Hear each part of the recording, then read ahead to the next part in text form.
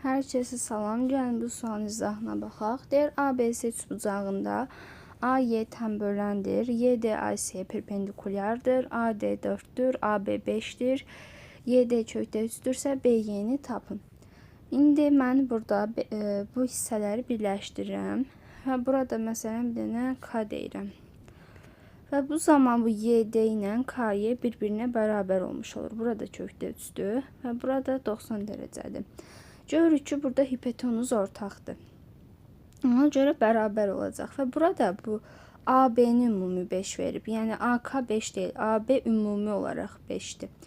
Görürük ki, bu üçbucaqlar bir-birinə bərabərdir. Bu hissə 4'dürsə, burada 4'dür, deməli BK 1'dir. İndi mən bura baxıram, bu BKY üçbucağına. BKY üçbucağında da deməli düzbucaqlı üçbucaqdır.